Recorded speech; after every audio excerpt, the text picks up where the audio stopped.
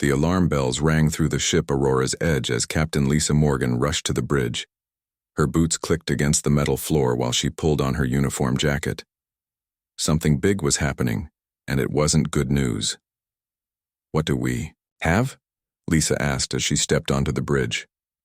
The main screen showed empty space filled with distant stars, but her crew looked worried. Lieutenant Jake Sullivan turned from his station. His face was calm, but his eyes were serious. "Unknown. Ship approaching from the far side of the system, Captain. It's massive." "How massive?" Lisa asked, settling into her command chair. 10 times our size, maybe more," said Dr. Amanda Price from the science station. She pushed her glasses up her nose and checked her readings again. "I've never seen anything like it." The ship Aurora's Edge was exploring the Kepler 442 system when the alien vessel appeared. Lisa had been captain for 5 years, but this was her first time meeting aliens. Earth had been trying to find other life forms for decades, and now they had found them. "Are they trying to talk to us?" Lisa asked. Jake nodded. "They're sending mathematical patterns. Basic stuff at first, then more complex. They want to communicate." Lisa took a deep breath. This was the moment every space captain dreamed about and feared. First contact with an alien species could change everything for humanity. "Send back the same patterns," she ordered. "Let them know we understand." For the next hour, the two ships exchanged mathematical messages. The aliens proved they were smart by solving complex problems and sending back harder ones. Finally, they sent coordinates for a meeting point between the two ships. "They want to meet face to face," Jake reported. Lisa looked around her bridge. Her crew of 12 people was all she had to represent humanity. Dr. Amanda Price was their best scientist. Engineer Carl Martinez knew more about technology than anyone. Jake Sullivan was their military expert. The rest were good people, but they were about to meet aliens who could probably destroy their ship without trying hard. "Bring us to those coordinates," Lisa ordered, "and prepare the docking bay." The alien ship grew larger on their screen as they got closer. It was dark and sleek, like a giant knife cutting through space. Strange lights moved along its surface in patterns that hurt to look at. Lisa could see weapon ports and things that might be engines, but most of the ship was beyond her understanding. "Captain," Carl said from his engineering station, "their technology is way ahead of ours. The energy readings from that ship are incredible." "How far ahead?" Lisa asked. Carl shook his head. "Maybe 100 years, maybe more." A smaller ship launched from the alien vessel and approached their docking bay. Lisa watched on the internal cameras as it attached to their ship. The design was smooth and organic, like it had been grown instead of built. "They're requesting permission to board," Jake said. Lisa stood up and straightened her uniform. "Granted. All crew to stations. I want everyone ready, but keep your hands away from weapons. We're here to make friends, not start a war." The docking. Bay doors opened with a hiss of air. Lisa and her senior officers waited in the corridor outside. They could hear heavy footsteps approaching, more than human feet would make. The first alien to step through the doorway was huge. She stood at least 8 feet tall with 4 arms and skin that looked like polished black metal. Her head was elongated with large eyes that seemed to see everything at once.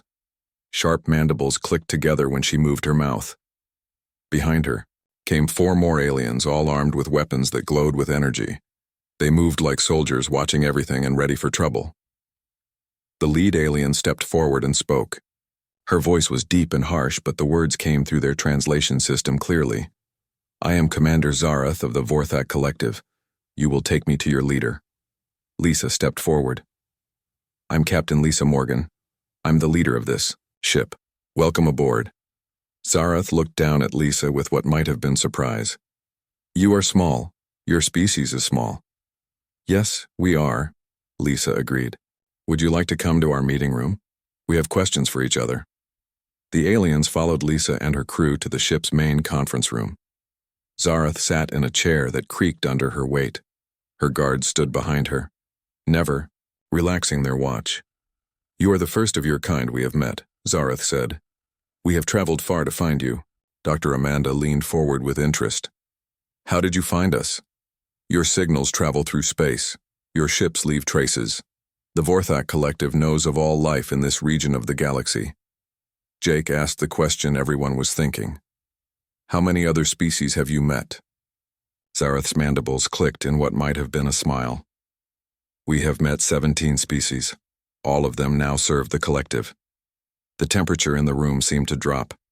Lisa felt her crew tense up around her. Serve? Yes. When we meet a new species, we give them a choice. They can join the Collective willingly, or we will take their worlds by force. All 17 chose to join us. Carl asked quietly. What happened to the ones who didn't want to join?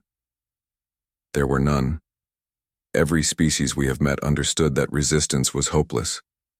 The Vorthak Collective is too powerful to fight. Lisa looked at her crew. Jake was taking notes like this was a normal meeting. Amanda was studying the aliens with scientific curiosity. Carl was trying to understand their technology. None of them looked scared, which seemed to bother Zareth. Do you understand what I am telling you? The alien commander asked. Your species must choose. Join us willingly, or be conquered. Lisa nodded. I understand, but we'll need time to discuss this with our people on Earth. You have one rotation of your planet. After that, we will assume you have chosen war. The meeting continued for another hour. Zareth described the power of the Vorthak Collective, their weapons, their ships, and their control over 17 star systems. She seemed to expect fear or immediate surrender. Instead, Jake asked technical questions about their military tactics. Amanda wanted to know about their biology and culture. Carl was fascinated by their engineering. As the meeting went on, Zareth became more agitated. This was not how first contact usually went for the Vorthak. Other species begged for mercy, or attacked in desperation. These humans seemed to treat the meeting like a learning experience. Finally, Zareth stood up, her full height casting a shadow over the human crew. Something was wrong here, and she intended to find out what it was. Zareth walked around the conference table like a predator circling its prey. Her forearms moved in different directions as she talked, making gestures that emphasized her words. The human crew watched her with interest instead of fear, and this bothered her more than she wanted to admit. Perhaps you do not understand the reality of your situation, Zareth said, her voice getting louder. Let me explain what happens to species that resist the Vorthak Collective. She stopped behind Jake's chair and leaned down. Her breath was hot on his neck as she spoke. The proud warriors of Keller Prime thought they could fight us. Their planet had strong defenses and brave soldiers. They had weapons that could destroy moons. Jake continued writing notes without looking up. His pen moved steadily across the paper as if he was recording a science lecture. We arrived at their system with 50 ships, Zareth continued. They had 300 defending their world. The battle lasted 6 hours. When it was over, Keller Prime was a ball of fire floating in space.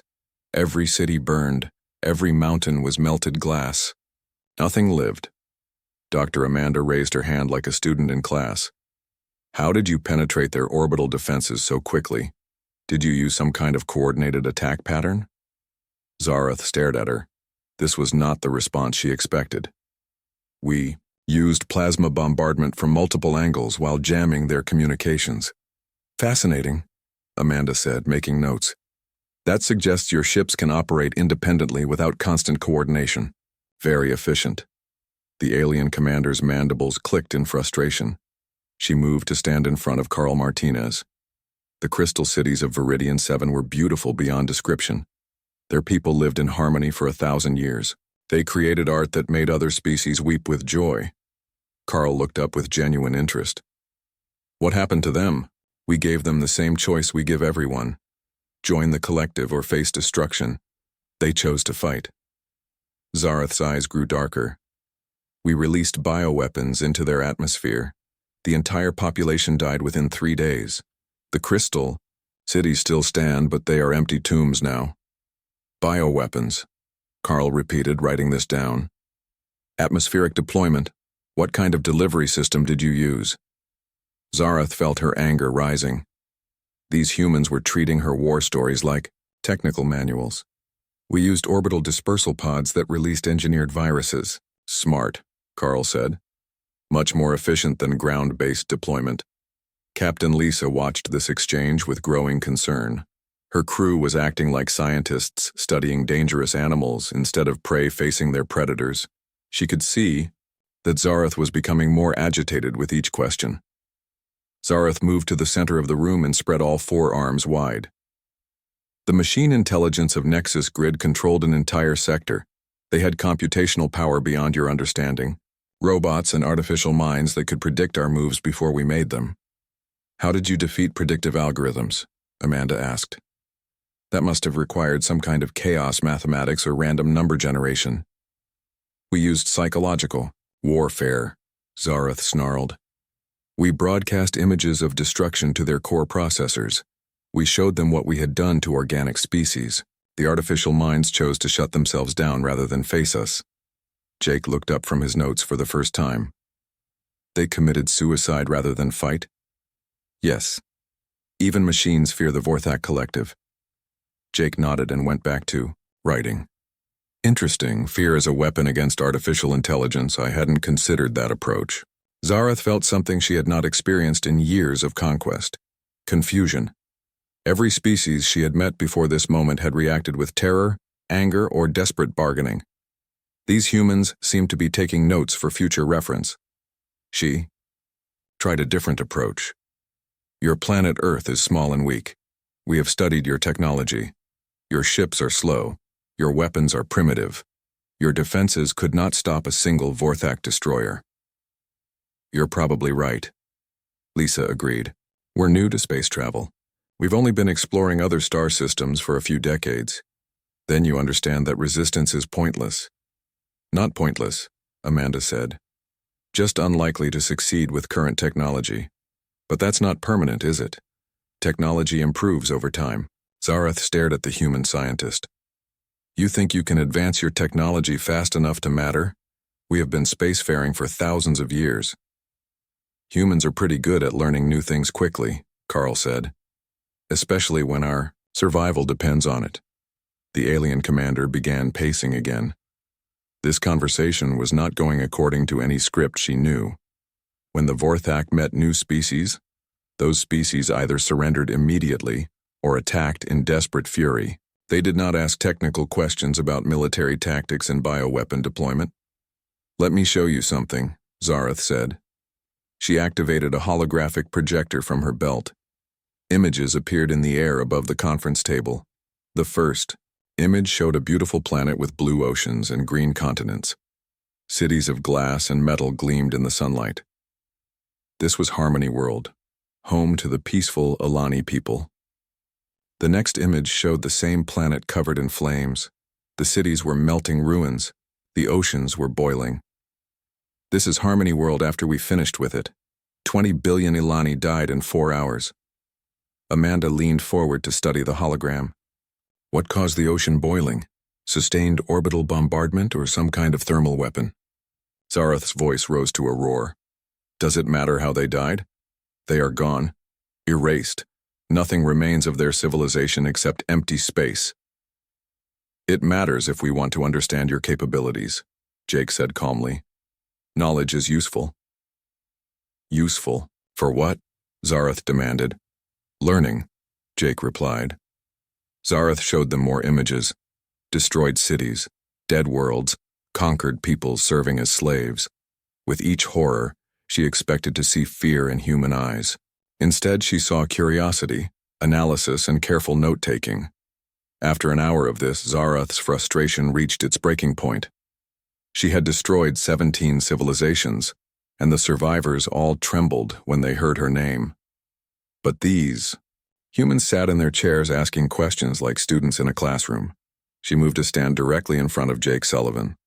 He was the calmest of them all, the one who seemed least affected by her stories of conquest and destruction. His steady note-taking and quiet questions had irritated her more than any challenge or threat could have.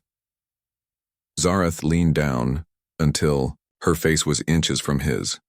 Her mandibles spread wide, showing teeth designed for tearing flesh.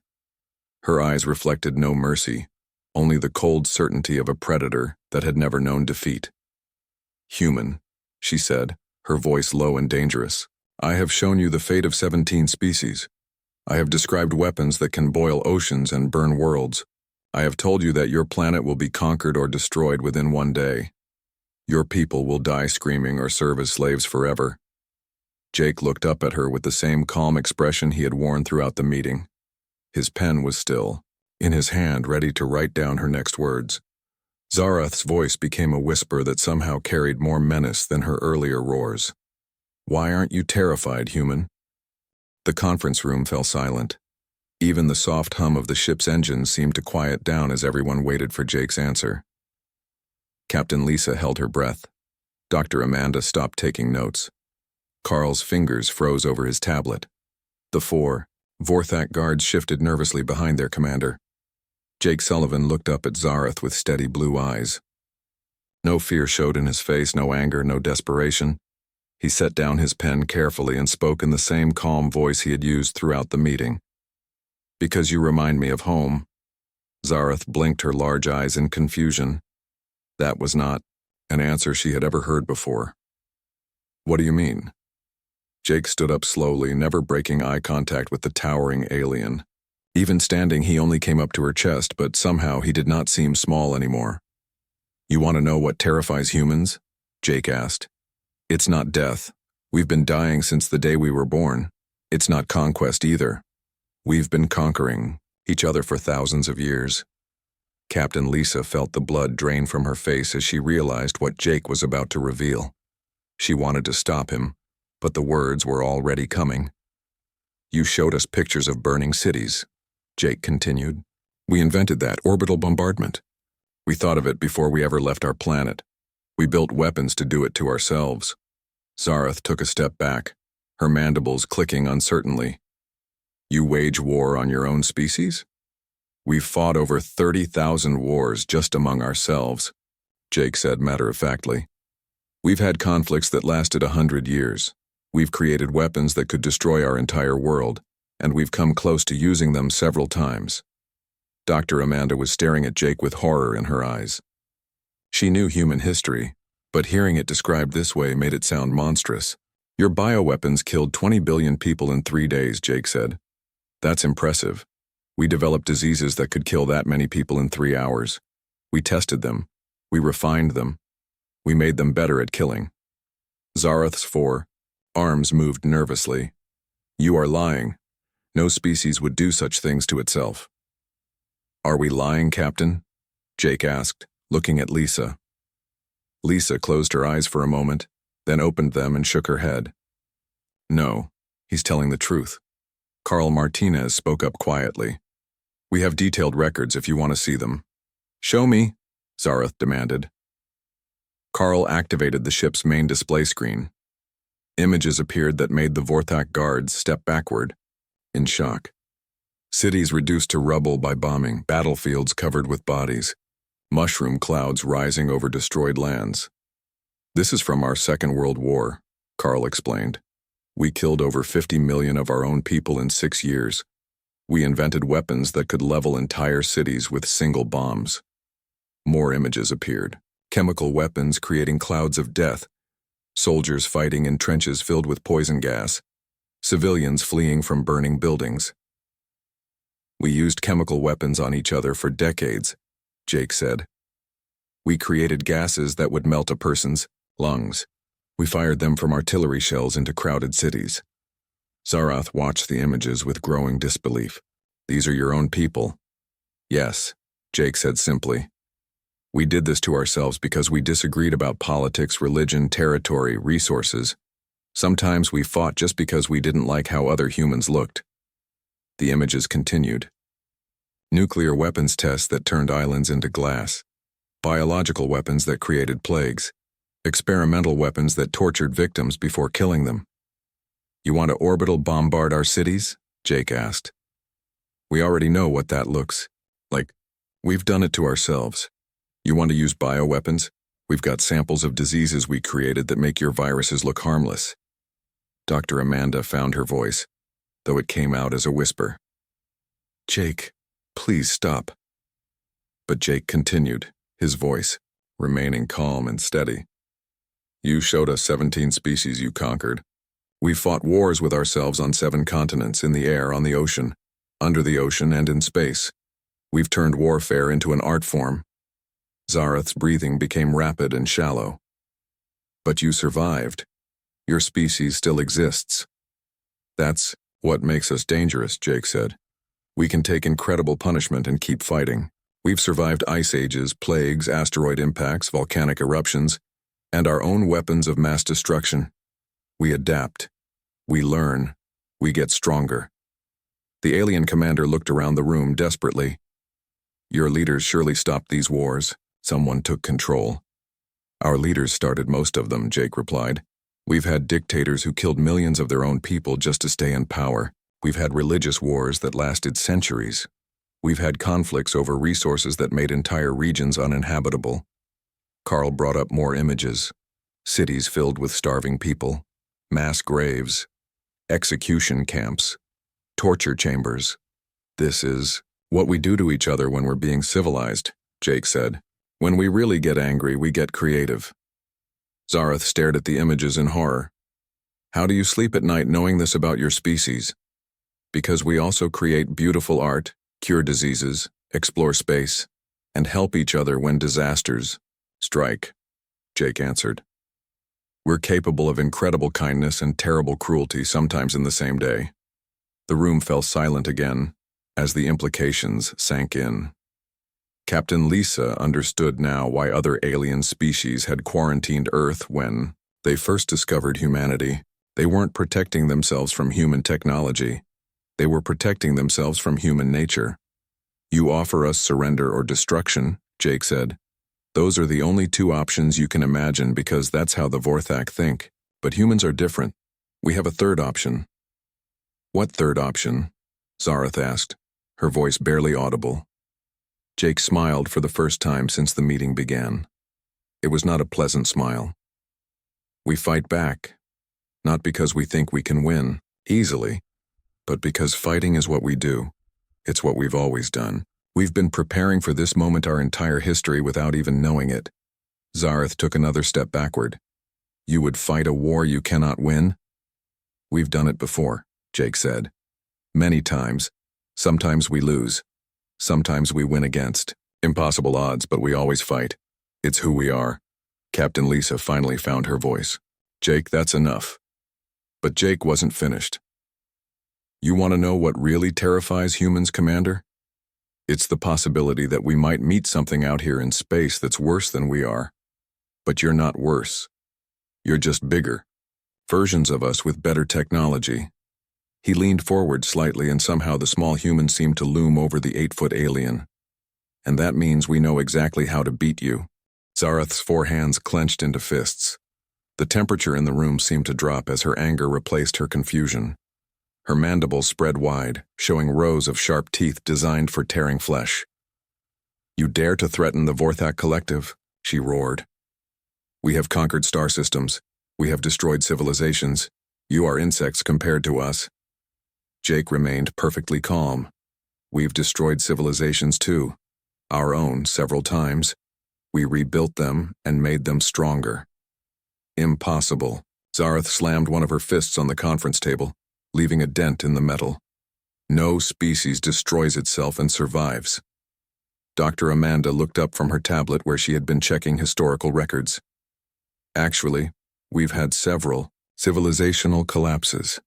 The Bronze Age collapse, the fall of Rome, the Dark Ages, multiple economic crashes. We always recover. Show her the nuclear tests, Jake said quietly.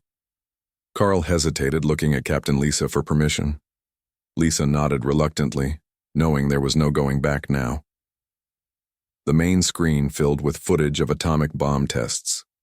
Mushroom clouds rising into the sky. Cities of concrete and steel vaporized in seconds. Desert sand turned to glass. These weapons were created in 1945, Carl explained. We've improved them since then. A single modern nuclear submarine carries more destructive power than all the weapons used in our first 2 world wars combined. Zareth stared at the screen in disbelief. You built weapons to destroy yourselves? We built them to win wars, Jake corrected. The fact that they could destroy our whole planet was just a side effect we learned to live with. One of the Vorthak guards spoke in their alien language. Zareth replied harshly, then turned back to the humans. My warrior asks if you have actually used these weapons on your own people. The screen changed to show images from Hiroshima and Nagasaki. The twisted metal and ash that had once been buildings. The shadows burned into walls where people had been standing. Twice, Jake said. To end a war. It worked. Zareth began pacing around the room again, but now her movements were different. Before, she had moved like a predator stalking prey. Now she moved like a caged animal trying to find an escape. Your leaders must have stopped you from building more of these weapons, she said. Our leaders ordered us to build more, Carl replied. At one point, we had over 70,000 nuclear warheads aimed at each other. We called it mutually assured destruction. Mad, Dr. Amanda added quietly. We literally called the strategy mad. Zareth stopped pacing and stared at her. You knew it was insane? Of course we knew, Amanda said. But we did it anyway. That's what humans do when we're scared. We build bigger weapons and hope the other side is more afraid than we are. Jake stood up and walked to the display screen. You want to see what really scares the galaxy about humans, Carl? Show them the Kessler Cascade scenario. New images appeared. Computer simulations showing Earth's orbit filled with millions of pieces of space debris, satellites destroyed by chain reactions of collisions. This is what happens if someone attacks our orbital infrastructure, Jake explained. The debris field would make space travel impossible for decades. It would trap the attackers in our system just like it would trap us on our planet. You would destroy your own access to space? Zareth asked. If it meant our enemies couldn't escape? Yes. Jake turned to face her. We call it scorched earth tactics. If we can't have something, nobody can. Carl brought up more images. Cities flooded by destroyed dams. Farmland salted to prevent crops from growing. Bridges blown up to stop. Advancing armies.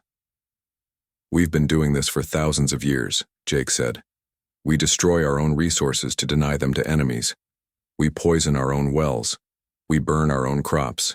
We sink our own ships rather than let them be captured. Zareth's breathing became rapid and shallow. This is madness. No rational species behaves this way. Who said we were rational? Jake asked with that disturbing smile. Rational species don't survive on a planet where everything is trying to kill them. Rational species don't build nuclear weapons and then point them at themselves for 50 years without using them. Dr. Amanda spoke up from her seat. Commander Zareth, may I ask you something about the 17 species you conquered? The alien nodded, still too shocked to speak properly. How many of them had weapons of mass destruction pointed at their own people? None, Zareth whispered. How many of them had fought wars that killed millions of their own civilians? None. How many of them had survival strategies based on mutually assured destruction? None. Amanda nodded. That's why they surrendered. They were civilized. They had evolved past the point where they would destroy themselves to hurt their enemies. We haven't. Jake walked back to his chair but remained standing. You keep talking about the 17 species like it's impressive. Want to know how many wars we've fought just in the last century? Carl, bring up the list. The screen filled with names and dates. Hundreds of conflicts from massive world wars to small regional battles. The list kept scrolling, showing war after war after war. Some of these wars were fought at the same time, Carl explained. We're very good at multitasking when it comes to violence. Zareth looked at the endless list with growing horror. How do you have any population left? We breed fast, Jake said simply. War kills us, but it also makes us stronger. The survivors pass on the genes for toughness, intelligence, and adaptability. We've been selectively breeding ourselves for combat effectiveness for 10,000 years. And now you want to test that breeding program against us, Zareth said. We don't want to. Captain Lisa finally spoke up. We'd prefer to be friends. We'd like to trade, share knowledge, explore the galaxy together. But if you force us to choose between submission and extinction, we choose option 3. Which is, Jake answered for her. we make you regret giving us that choice." Zareth looked around the room at the human faces staring back at her. For the first time in her military career, she felt something she had never experienced before when facing an enemy: uncertainty. "You truly believe you can defeat the Vorthak Collective?" she asked. Jake shrugged. "Maybe, maybe not. But we'll make you work for it, and we'll make sure that even if you win, you'll remember fighting us for the rest of your lives." "Win or lose," Captain Lisa added, "we'll teach the galaxy that humans don't go quietly into the dark." Zareth realized that everything she thought she knew about warfare, about conquest, about the nature of intelligent species, was wrong. She had spent her life fighting civilized beings who valued their own survival above all else. These humans were something different, something dangerous, something that might actually keep their promises about fighting back. For the first time since becoming a commander in the Vorthak military, Zareth began to wonder if there might be species in the galaxy that were better left unconquered. The silence in the conference room stretched for long minutes. Zareth stood motionless, her forearms hanging at her sides as she processed everything she had learned. Her guards shifted nervously behind her, unsure whether they were still in control of the situation. Captain Lisa watched the alien commander carefully. She could see the wheels turning in Zareth's mind as the implications of human nature sank in. This was the moment that would determine the fate of both species. "You have given me much to think about," Zareth finally said. Her voice was quieter now, less commanding. "But you still have not answered my original question. Why are you not afraid?" Jake looked around the room at his crewmates, then back at the towering alien. "Because fear is what you use to control your enemies. But we've lived with real fear our entire existence. Fear of starvation, disease, natural disasters, and each other. Fear made us who we are." Dr. Amanda cleared her throat. "Commander, may I ask you something? In all your conquests, have you ever fought a species that attacked your home worlds?" Zareth's mandibles clicked. "Of course not. We are too powerful. No one would dare. But if someone did attack your home, what would you do?" "Defend it with everything we have," Zareth replied immediately. "Even if you knew you would lose?" The alien commander paused. "Yes, we would fight to the last warrior." Jake nodded. "Now you understand. Every human world is our home. Every ship is our home. This meeting room is our home. We don't have the option of strategic retreat to a safe distance. Everywhere we go, we carry our entire civilization with us." Carl brought up a new image on the screen.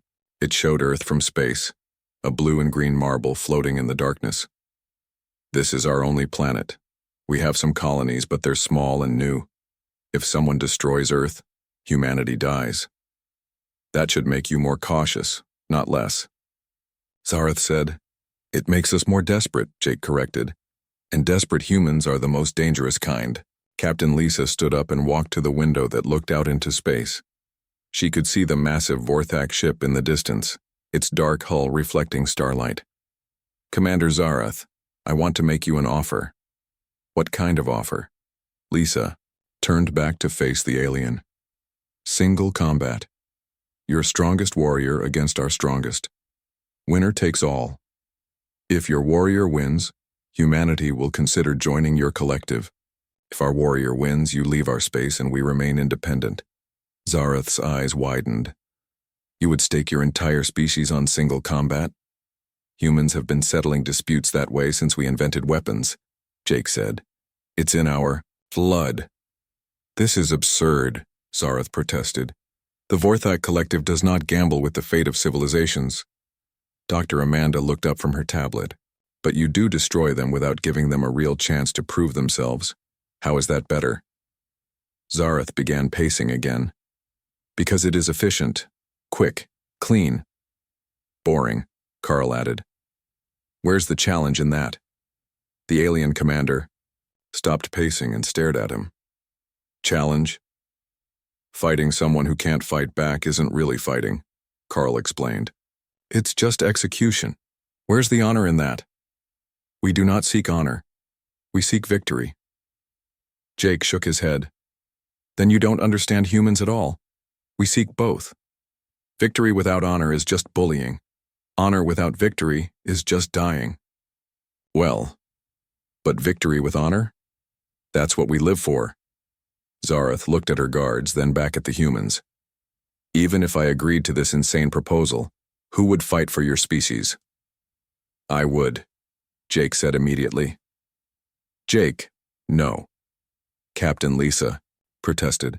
You're not a soldier anymore, you're a ship's officer. I was a Marine for 12 years before I joined the Space Service, Jake replied. I've fought in 3 wars and more small conflicts than I can count.